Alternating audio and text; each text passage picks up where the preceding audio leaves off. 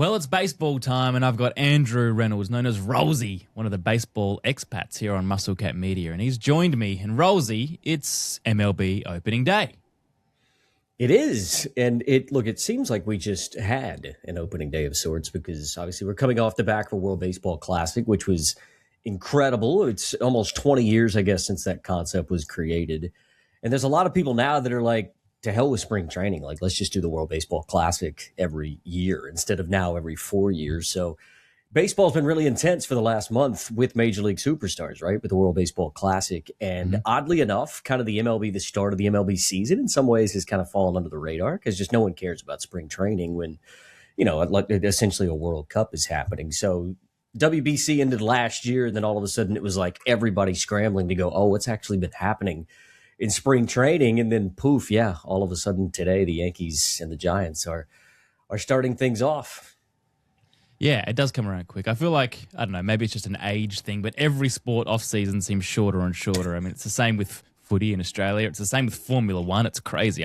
Those guys seem to have 3 weeks off. But how does MLB look this year? I mean, we had the Dodgers last year. We had a couple of teams going deeper than they had before, but weren't able to knock off the big boys. Who are we looking at for MLB in 2026? Look, a lot of the pundits will tell you the same boring story that it's going to be the Yankees and the Dodgers, which is what Major League Baseball wants.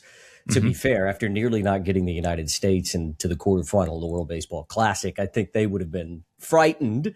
But they did get them into the final of the World Baseball Classic. And I think Major League Baseball would just like to have another Yankees-Dodgers World Series like we saw 2 years ago. And they are the two favorites. The Dodgers are essentially unbackable in the National League, as they probably will be for the next half decade. I mean, it's a team that's just continuing to spend money and obviously want to win now with potential of a collective bargaining agreement lockout in next year's baseball season. So the Dodgers seem like the same old Dodgers. I can't see them not at least getting probably to the National League Championship Series and probably another World Series. On the other side, the Yankees were probably a little bit disappointing last year. But I mean, they're the favorites to win the American League this year. Their pitching is probably going to be a little bit of an issue at the beginning part of the season. They have a ton of injuries, but the Yankees just always tend to lift. And there's been a little bit of chatter about Aaron Judge, who was the AL MVP last year, not coming up clutch because he wasn't very good for the United States in the World Baseball Classic. And he was even sort of interviewed following that loss in the WBC final to Venezuela, saying like, well, okay, this is over now. You can focus on the Yankee season. He was like, no, this sucks. He's like, I'm not even thinking about opening day. I'm not even thinking about the Yankee season because I just want to get back to a final in a World Baseball Classic. So where the Yankees' heads are at heading into opening day, I don't know, but it's a long season in Major League Baseball, right? It's basically 7 months away from the World Series being played. But as it stands right now on opening day, those two teams are the favorites. It's a ho-hum story for a lot of sort of casual fans. Well, maybe not for the casual fans. It's probably the right story for the casual fans. But for the hardcore fans, it's a bit of a ho-hum story. But I think Major League Baseball would love to have Yankees and Dodgers in a World Series. Of course, commercially, yeah, that's the number one. As a casual fan myself, I mean, I don't follow MLB closely. That's why I rely on you and Eric and Spoon, the Baseball Expats on Musclecat Media. So anybody who's into baseball, check out that podcast, by the way. But there's so many sports that have the same teams that are dominant over and over and over again. And there's different reasons as to why, in world football or in motorsport. But what is it in baseball that makes these great franchises great? The Yankees are always there or thereabouts. The Dodgers are always there or thereabouts. Why? How do they do it? Is it through spending? Is it through culture? Is it through being too big to fail? What is it that makes these teams the great teams in baseball?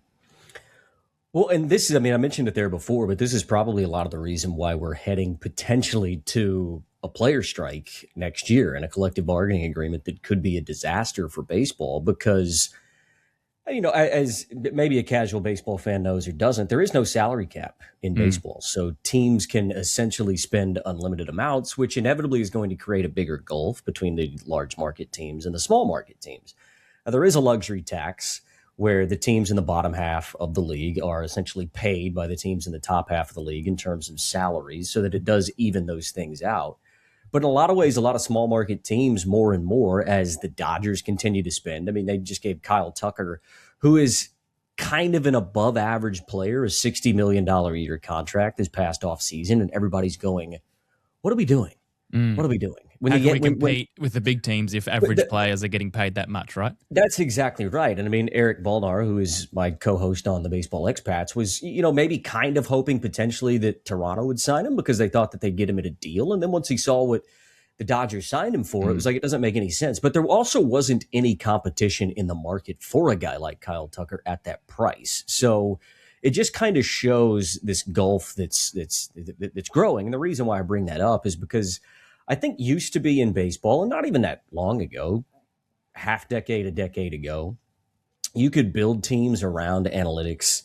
You could build a team that was going to be competitive. I mean, you just have to look at the Moneyball Athletics or the Tampa Bay Rays at times in the past half decade. Teams like that, even the Milwaukee Brewers to an extent currently, but there's just so few and far between. It's the reason why we're just starting to see the cream rise to the top, the cream being the major market teams, your Yankees, your Mets, your Cubs, to an extent, the Houston Astros, who will be better this year. Teams in large markets that can compete salary-wise. And I mean, then my St. Louis Cardinals, who have forever been a team that have prided themselves on drafting and signing the right guy, for the first time ever this year, they're going to actually get money from the luxury tax because they just can't keep up in spending. And they're going, well, there's really no point in us doing that. So it's an interesting time in Major League Baseball at the moment. I didn't want to come on your show and be a cynic straight away. I actually am super positive about the international game and where baseball is headed. I do think that it's probably a much needed crossroads for baseball to get to sort this out so that it doesn't happen this way for the next 2 decades. But I think until that is solved, teams are largely going to be able to buy their way to championships simply because the mid-market teams, even to sort of slightly above mid-market teams, they just can't compete spending-wise. Well, you see it with world football in that it's a runaway train, right? When these teams get so big, there's very, very rarely an exception. We saw Leicester City win the Premier League 10 years ago, which is something we never expected to see and we'll never see again. I really don't think so. But then the governing bodies bring in things like financial fair play and all these ways that they're trying to bring it back. But the toothpaste is out of the tube by the time you've got clubs with a disparity of 1st to 20th in the Premier League. You mentioned the luxury tax. Give me an example. How does that actually work? So if we talk, are the Yankees the team with the biggest spend versus the Dodgers? Who's Dodgers? Okay, so Dodgers at the top. Yeah, look, I'm not going to get this. I'm not going to get this exactly right, but the roundabout way that it is the luxury tax threshold is basically what the 15th highest team is spending. So there's 30 teams in Major League Baseball. What the 15th team is spending is the luxury tax threshold.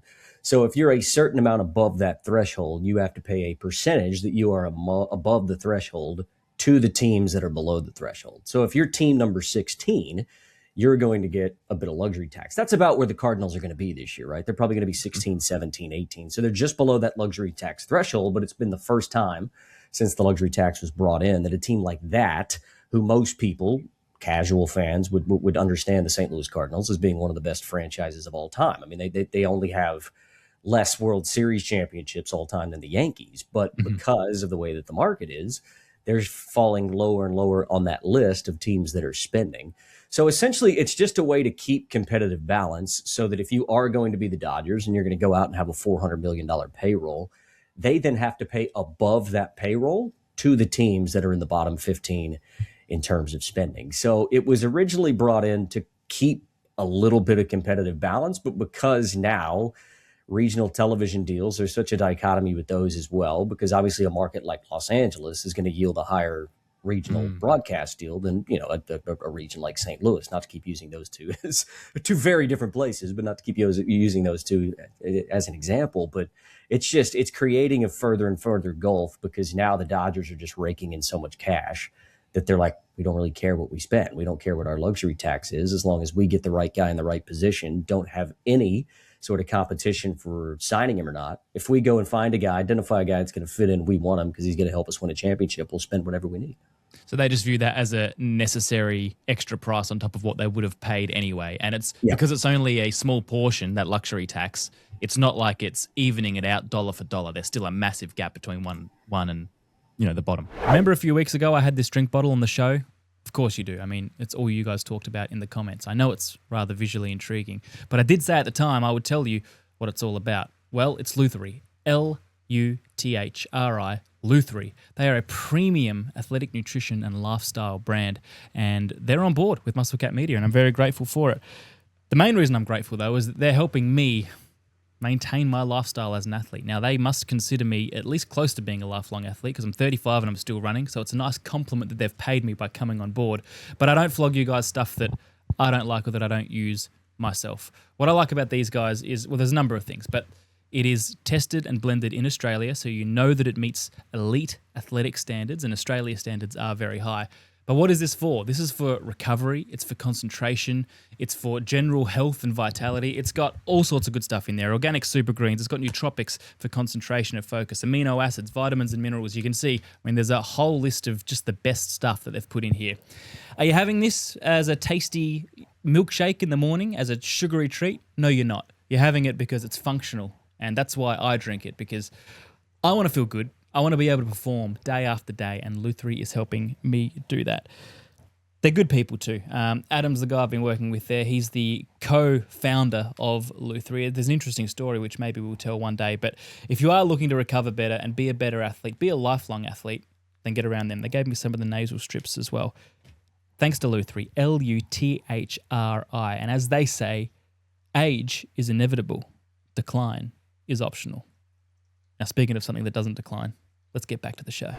Yeah, and look, when you look at the Dodgers are an interesting case, and a smart case, really, because when you look at the way that they've structured, particularly the deal with Shohei Ohtani, what they paid him $600 million, but I think 550 of that, or 580 of that, I want to say, is completely deferred until the end of his career. So He's only being paid $2 million a year, because the royalties and everything else that he's making in sponsorship is probably more than what his $60 million a year contract was going to be anyways, right? So but that receipt comes due at some point, right? Right. Well, it still counts on their luxury tax, but the Dodgers at this point aren't actually having to pay that. So they're having to pay the luxury tax for Ohtani, but they're not having to pay Ohtani's salary. So yes, it might be a little bit of a bubble in terms of the valuation of the Dodgers as well. Like, imagine that, at the end of Ohtani's career, you take on ownership of that and then are handed a $580 million bill on top of it to say, oh, by the way, this guy's salary is due. I think what's going to happen is, let's say at that point, the Dodgers, who knows, let's say that they're worth $10 billion. Probably what's going to happen is Shohei Ohtani's just given a 5% ownership interest in the LA Dodgers, and they shake hands and say, there's no chance that we're going to pay this off. I think that's probably more like, there have been players that have sort of negotiated things similar to that and been part of ownership groups. That would be a little bit unprecedented. It'd be the first time that exact instance has happened.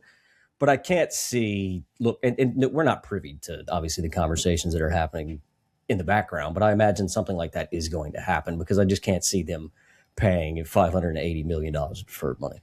Sort of like how at the end of this year with Baseball Expats, as we're renegotiating a new contract, you'll ask for 5% of MuscleCat Media. That sort of setup. Correct.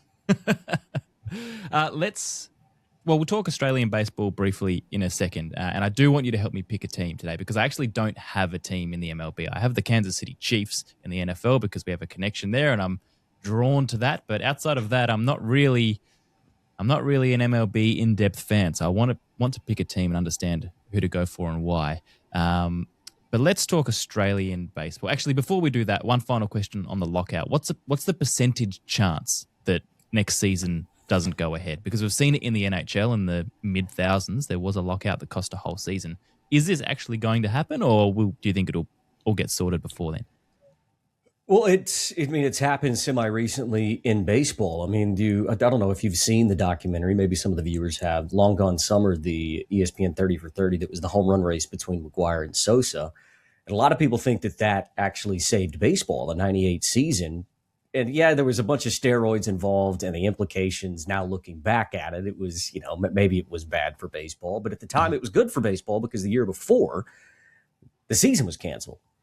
And it was a home run race, and, breaking Roger Maris's home run record by Mark McGwire, and then having a guy to chase it in Sammy Sosa that really brought people back to baseball, because people were really soured by it. So It's not as though it hasn't happened in semi-recent memory. Look, depending on who you talk to, there's people that are quite hopeful. I'm still quite hopeful that they can get a deal done.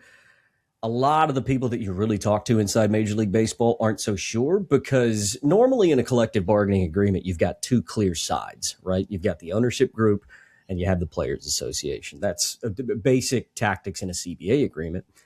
The difference I think that we'll see in this CBA agreement with Major League Baseball is there's going to be three different sides. You're going to have the ownership groups of the big market teams like we're talking about, who don't see any issue with what's currently going on. They're happy to continue to spend. They're happy to continue to win. You're then going to have the ownership groups of the smaller teams that are going, this isn't sustainable. We're not going to be able to continue playing like this. And then you're going to have, obviously, the player group that are seeing these $60, $70 million contracts come through, and they're obviously not going to want to budge on those sorts of things. And there's obviously so many huge contracts at the moment that are out there. And what do you do with those if a CBA comes in that, I mean, salary cap is the large one, right? It's going to be salary cap, a shorter season, realignment. Those are the kinds of things that are on the table as part of the CBA. But instead of it being just that normal sort of A versus B, there's kind of this triangular effect, I think, that we'll see as part of the CBA, which makes it interesting. It'll make it an interesting conversation, but I think it also adds some complexities that could probably ratchet up that percentage that maybe we do see a lockout of some sort. And maybe it's more like that NBA lockout that we saw sort of 10, 15 years ago, where they didn't start till Christmas. They got things done a couple of months after the season was meant to start, and they played an abbreviated season. That wouldn't necessarily be off the table. I hope it doesn't happen. I hope that these CBA talks can get sorted out. But I just think with the amount of different topics that they need to align on and the amount of different parties as opposed to just your normal owners versus players CBA, I think the complexity of it means that it could drag on for a bit.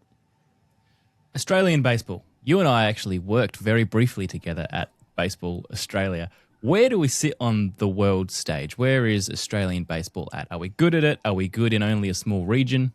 Where do we sit? We are just on the cusp of what I would say is becoming a B-tier nation in baseball. And depending on who you ask, that may offend some Australian baseball lifers.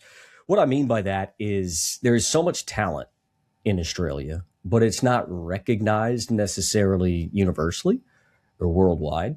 So I think that realistically, Australia can compete with anybody when it comes to international tournament baseball. Now, whether or not that means that they are a great baseball playing nation, they are a great tournament baseball playing nation, Australia. And we've shown that time and time again. I mean, we were essentially a run away on two different occasions against Japan and Korea, two teams in, really the perennial top five of baseball rankings always. A run away from each of those two teams of heading to the quarterfinals, where we would have taken on the Dominican Republic in Miami. And getting to that stage, I think, would have helped the international audience go, oh, okay, I get this Australian baseball thing. The fact that we just can't ever quite seem to get that far, we always get one step shorter than that at international events, I think is the one thing that's keeping us from being known as, a legitimate bona fide B-tier nation. Like, you're never going to be the United States. You're never going to be Japan. You're never going to be the Dominican Republic and, Puerto Rico whenever they can field a top-tier size, Mexico, etc. But you can be sort of around and about that Chinese Taipei and Korea, for instance. Even a country like Venezuela. I mean, sure, they're really good at the top end. Obviously, they just won the World Baseball Classic. But Australia probably has, in some ways, a little bit more depth than some of those Latin American countries. But again, depth doesn't come into play when you've got a 30-man roster and you're playing pool play in a 5-team pool to get to a quarterfinal in a World Baseball Classic. So it's kind of a roundabout way of saying that I think Australia are there, and I don't think we're too far off seeing Australia make it into a quarterfinal or a semifinal even of a World Cup, be that a World Baseball Classic or a Premier 12 tournament, which is a different senior World Cup that happens sort of on odd and even years.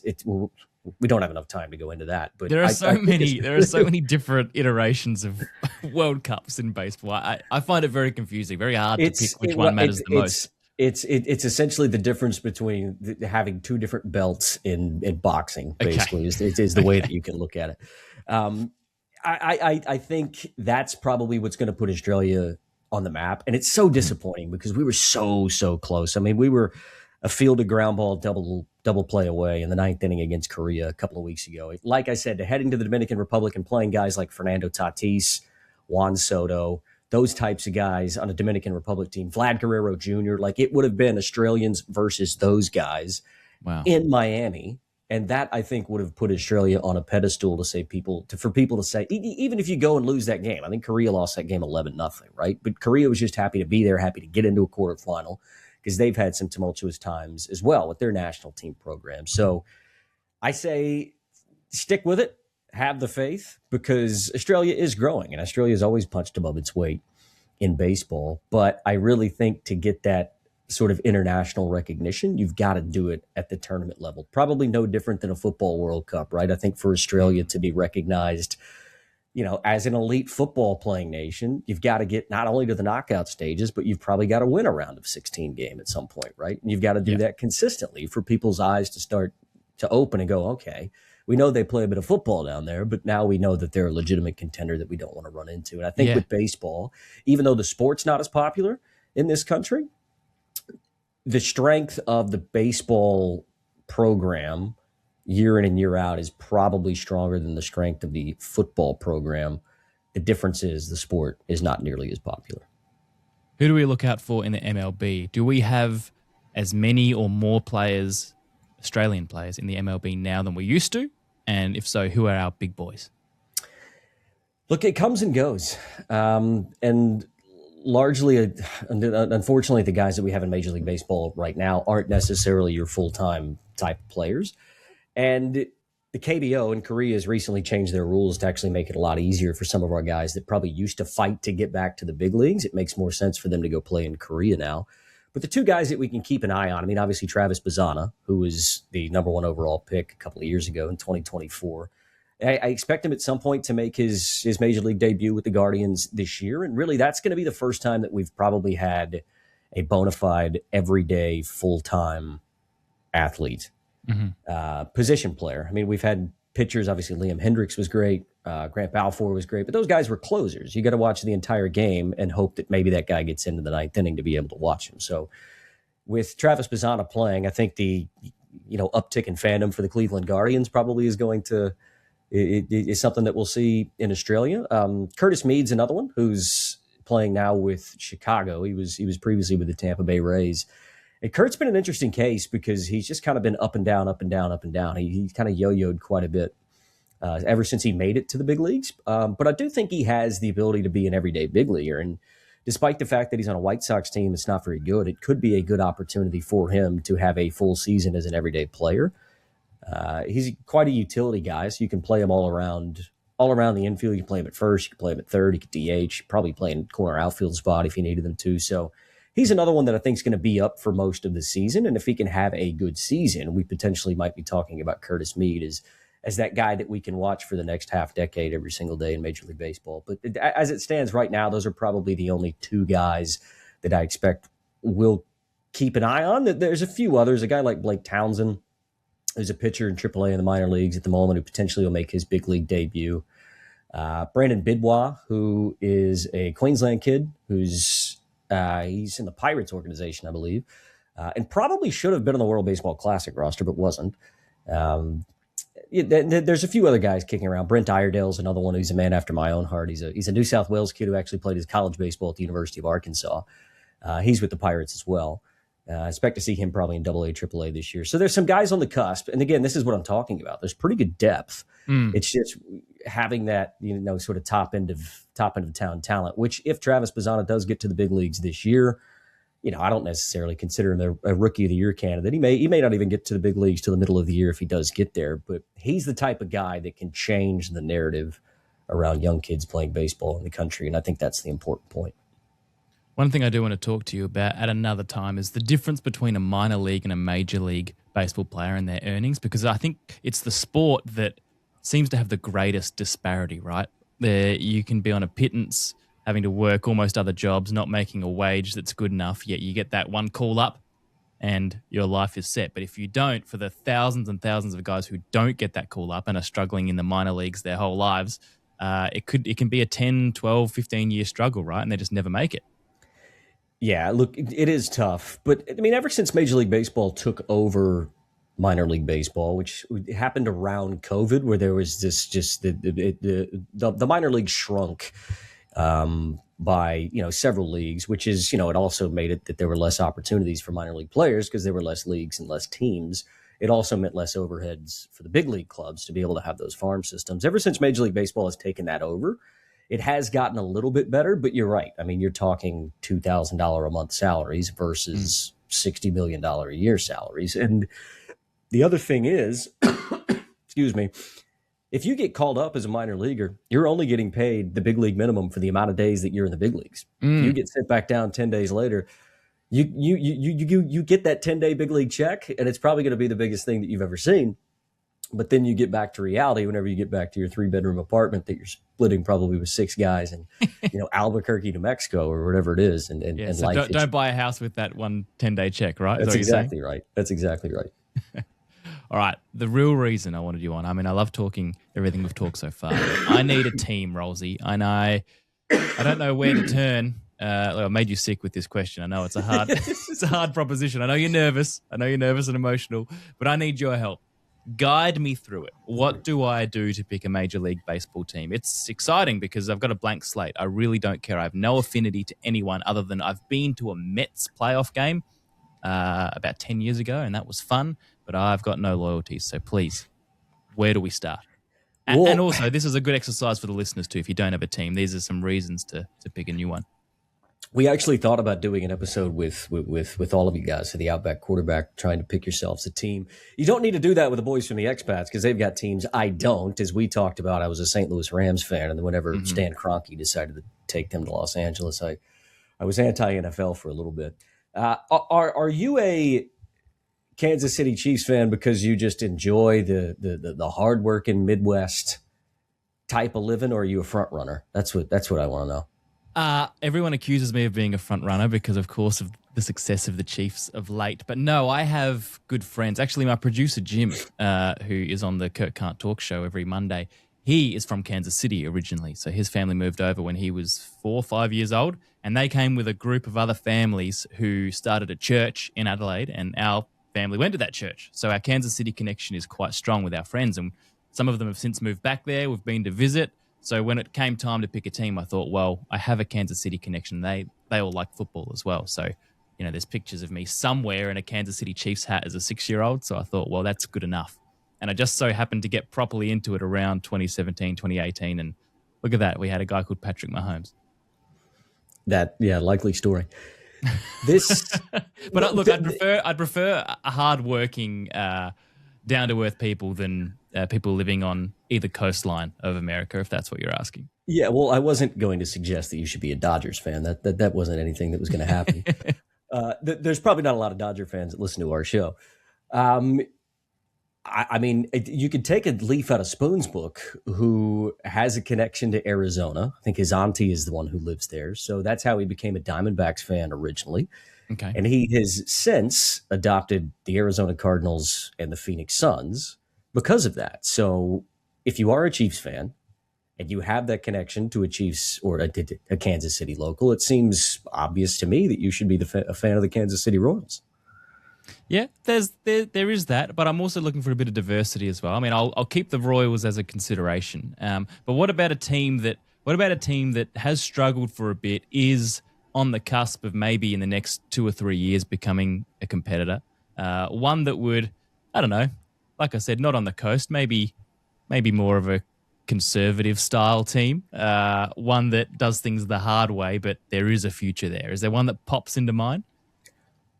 Well, it is on one of the coasts, but I think it's a team that we can all get around. And it's actually a team that Spoon is quite high on this year. And their color scheme matches the top that you have on at the moment, serendipitously, as it might be. It would be the Baltimore Orioles. It's a team that is really young. They have, I think, built themselves a really good core. And there was a lot of hype around that team last year.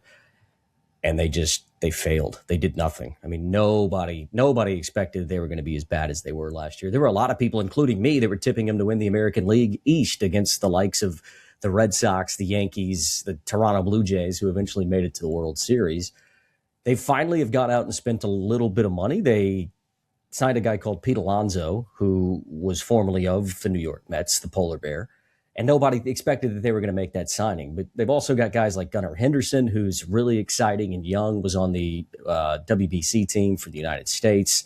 Ethan Holiday, or Jackson Holiday, who is son of Matt Holiday, who I think will be a future big leaguer, and a really good young pitching staff. And probably, this will be controversial, but probably one of the coolest ballparks in all of Major League Baseball in Camden Yards at Oriole Park. That's important. I like that.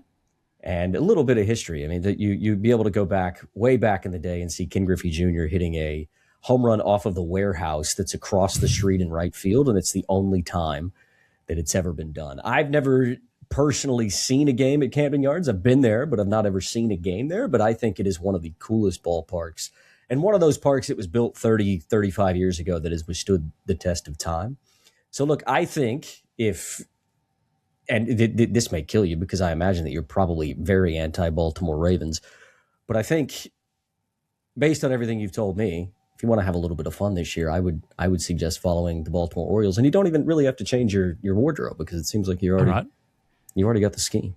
Well, I've worn this shirt for about the last 3 interviews on this network, so it's due to go in the wash. But maybe I'll wear it one more time. Well, it seems like you were trying to tell me it was either that or the San Francisco Giants, and I don't think I would do that to you. Although that is another great ballpark. That doesn't vibe with me. All right, I'll have a look at the Orioles. I like that. The point you make about the ballpark is very important to me because there's nothing I hate more in world football than teams with traditional grounds with character getting rid of those and moving to soulless mega stadiums. Tottenham did it with White Hart Lane, and now, look, they can't win a game at the Tottenham Hotspur Stadium. West Ham did it. They had their beautiful old ground that I went to a couple of times, and, you could see the rows of the old English brown houses out the back, a typically dreary London setting, and it was real England. That's what it felt like, and now they're in the Olympic Stadium, and they don't win there, and everybody hates it, and it's not full.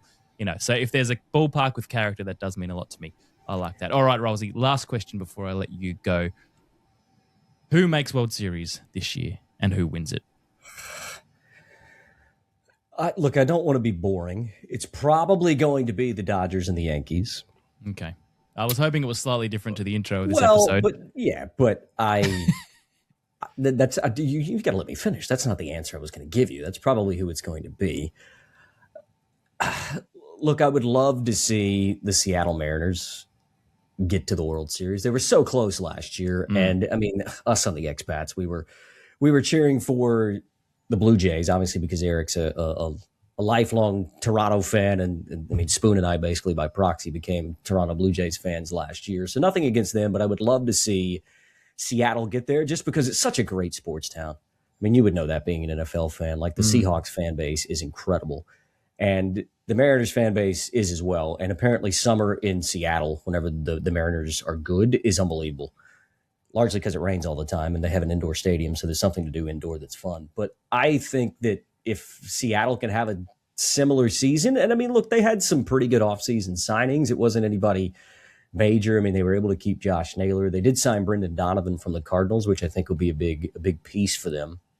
If their pitching can hold up, I don't see any reason why Seattle can't be in the ABL or in the American League Championship Series again next year. And I think they are the second favorite in the American League. So it's not too crazy of a pick. In terms of the National League, a team that is going to knock off the Dodgers. Boy, oh boy.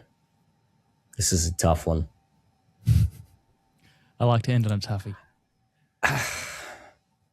If I had to pick, I would probably say Philadelphia. Gun to my head, if I had to pick one team in the NL East that I maybe thought could get over the hump. But you think the Dodgers are that far ahead? I think so. And look, I think most people would probably agree. And the problem with picking Philadelphia in the playoffs is that they have a tendency to flop in the playoffs, even though they've had very good teams for the past several years. But look, I do like the fact that they've retooled a little bit. And I think if there is maybe a team that can give the Dodgers a run for their money, maybe it is Philadelphia. So look, if it was a Philadelphia-Seattle World Series, I don't think anybody would be mad at that. Probably not the East Coast West Coast matchup that Major League Baseball wants, but if it happens, we can play this back in 6 months, and I'll look like a genius. You will indeed. Andrew Reynolds, where can they find you and your work online? Well, you can find us at Baseball Expats on both X and Instagram. We've actually just launched a new website as well, Baseball Expats, where baseballexpats.com, where Spoon, Eric, and I will be putting up heaps of content. We'll continue to do the podcasts that we've been doing on Tuesdays and Thursdays throughout the season, but we're going to do some cool things with fans, what we call Destiny Draft, where we basically do a impromptu, in the moment fantasy draft with 2 backs of baseball cards, and it's me versus Spoon versus Eric, and then the 4th spot in the standings is a guest picker that comes on once every 2 weeks, and then there's a scoring system that we follow and those sorts of things. So we'll be doing that a little bit this year. Eric and I will continue to cover international events, so we thought, why not? We're doing so much stuff that we need one place to do it. So baseballexpats.com is the home, and that'll be our hub for the foreseeable future. That's Andrew Reynolds from the Baseball Expats. Great to chat, mate. We'll speak with you very soon. Thanks, mate.